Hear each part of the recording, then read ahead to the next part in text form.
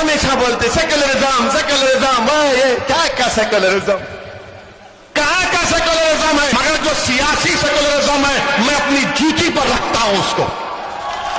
جو سیاسی سیکولرزم ہے وہ دھوکے کا ہے. کب اٹھو گے آپ بتاؤ؟ یہ کروٹ لینے کا وقت ہے، یاد رکھو. روز آواز آئے گی نان پارا تک، لکھنؤ کی ودھان سبھا میں جو پکارے گا تمہارا ودھائک کہ نان پارا میں ترقی ہونی چاہیے، تو اس کی پکار، اس کی چیخ، اس کی طلب کی آواز تم کو نان پارا میں سنائی دے گی. میں آپ کو اس بات کا وعدہ کرتا ہوں انشاءاللہ تعالی. یہ لیڈر ہم کو پیدا کرنا ہے. ایسے نہیں چاہیے نہیں اکھلیش کیا بولیں گے، بہن جی کیا بولے گی. ہم پارلیمنٹ میں کئی ان کے سانسدوں کو بولے تم بولو نا، بولے نہیں. ایک کو تو ہم لکھ کر دیے، اچھا لکھ کے دیتے ہیں بول دو. وہ دیکھ کر بولا کہ یار اب ہم جب بولیں گے تو بولیں گے، تو اویسی کے الفاظ بیان کر رہا ہے. بولتے بھی نہیں ہیں، نہ کوئی حرکت کرتے ہیں، ہمیشہ بولتے سیکولرزم سیکولرزم، یہ کیا سیکولرزم، کہاں کا سیکولرزم ہے؟ جو بھارت کے سنویدھان میں سیکولرزم ہے اس کو مانتا ہوں اور زندگی بھر مانتا رہوں گا. مگر جو سیاسی سیکولرزم ہے میں اپنی جوتی پر رکھتا ہوں اس کو. جو سیاسی سیکولرزم ہے وہ دھوکے کا ہے، وہ فریب کا سیکولرزم ہے. اس میں کوئی دم نہیں، کوئی دم نہیں ہے. آپ بتائیے کانپور میں ایک منصوری برادری کا شخص اپنی 10 سال کی بچی کے ساتھ جا رہا ہے اور بھرم کہ اس نے اپنا مذہب تبدیلی کے بارے میں بات کی تو اس کو پیٹا جا رہا ہے. سوچو تھوڑی دیر کے لیے نان پارا کے غیور نوجوانوں کہ تم باپ ہو، تمہاری بیٹی تم سے لپیٹ کر رو رہی ہے کہ میرے ابا کو مت مارو، میرے ابا کو مت مارو، تو پولیس کی موجودگی میں اس بچی کے سامنے اس کے باپ کو پیٹا گیا. بتاؤ کیا ہے پھر یہ؟ کہ میری پیٹ میں اولاد نہیں ہے؟ کہ مجھے تکلیف نہیں ہوتی ان نظاروں کو دیکھ کر کہ میں اتنا بے بس ہو چکا ہوں کہ اپنی بیٹی کے سامنے مجھے ذلیل اور رسوا کیا جا رہا ہے؟ کب اٹھو گے آپ بتاؤ؟ یہ کروٹ لینے کا وقت ہے، یاد رکھو. میں یہاں پر اپنے لیے نہیں آیا ہوں، میں آپ کے لیے آیا ہوں کہ آپ اپنی قیادت کو بناؤ، اپنے ودھائک کو بناؤ تاکہ وہ ودھان سبھا میں جا کر لڑے. وہ بچی جو 10 سال کی ہماری بہن کی بیٹی ہے، کیا سوچتی ہوگی جب بڑی ہوگی؟ کیا سوچتی ہوگی کہ دنیا میں کوئی نہیں تھا جو میرے باپ کو بچانے آیا، کوئی نہیں تھا اس کو بچانے، اس کو مارا گیا، پیٹا گیا. یہ سب کا ساتھ، سب کا وکاس کی سرکار. میرے عزیز دوستوں اور بزرگوں، میں آپ کو ہمت اور حوصلہ دلانے کے لیے کہہ رہا ہوں، ڈر پیدا کرنے کے لیے نہیں کہہ رہا ہوں، امید پیدا کرنے کے لیے کہہ رہا ہوں. امید کو پیدا کرو میرے عزیزوں. میری عزتدار ماں اور بہنوں، اللہ نے تمہارے کو بیٹا دیا ہے، یقیناً وہ تمہارا بیٹا ہے مگر وہ قوم کا بھی بیٹا ہے. اللہ نے تم کو بیٹیاں دی، یقیناً وہ تمہاری بیٹی ہے، وہ ہماری بہن بھی ہے، مگر وہ ہمارا ساسا بھی ہے، ہماری عزت بھی ہے. میرے عزیز دوستوں اور بزرگوں، ڈرنے اور گھبرانے کی ضرورت نہیں ہے. یہ ہم پر الزام لگتے ہیں، ہم کو کوئی پرواہ نہیں ہے، ہم الزاموں کی پرواہ نہیں کرتے. ہم کو صرف ایک بات جو ہم کو ہمیشہ تنگ کرتی ہے کہ جب ہم مر جائیں گے تو ہم کو ہمارے اعمال کا حساب اللہ کے پاس دینا پڑے گا. ہم کو وہی فکر رہتی ہے، وہی ڈر رہتا ہے. ہم کوئی نیک آدمی نہیں ہے، ہم گناہگار ہیں، آپ سے کہہ رہے ہیں. یہ تو اللہ کا کرم ہے کہ اللہ نے ہمارے گناہوں کو تمہارے آنکھوں سے پوشیدہ رکھا. مگر ہم کو یہ فکر رہتی ہے کہ اللہ نے ہم کو عزت دی، مقام دیا، دولت دی، بولنے کی صلاحیت دی، اللہ نے ہم کو تمام نعمتوں سے نوازا. اگر ہم اس کا استعمال نہیں کریں گے مظلوم عوام کے لیے، چاہے وہ مسلمان ہو یا نہ ہو، انصاف کے لیے استعمال کریں گے تو مرنے کے بعد ہم تمام کو اللہ کے پاس جمع کیا جائے گا. تو میری زبان، میرا ہاتھ، میرا دماغ، میری آنکھیں، میرا پیر اللہ کے سامنے گواہی دے گا. ہم کسی سے نہیں ڈرتے. اگر موت لکھی ہے تو موت ہوگی انشاءاللہ تعالی.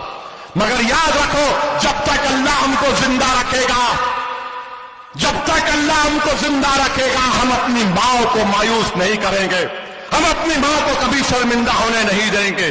ہم ہمت اور حوصلے کے ساتھ، بھارت کا سنویدھان ہم کو اس بات کی اجازت دیتا ہے کہ سینہ تان کر اپنے مسئلے کو بیان کریں.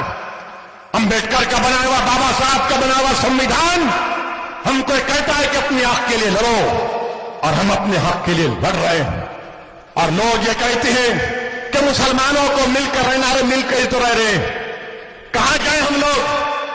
ہم تو تم کو ہی ووٹ دیتے آئے تھے نا. تم نے ہمارے ووٹ کا کیا استعمال کیا؟ میرے عزیز دوستوں اور بزرگوں, میری آپ سے اپیل ہے کہ آنے والے چناؤں میں اپنا ایک ایک ووٹ کا صحیح استعمال کریے. اور یوگی آدتیہ ناتھ بابا جو ہے نا, بابا خواب دیکھ رہے ہیں.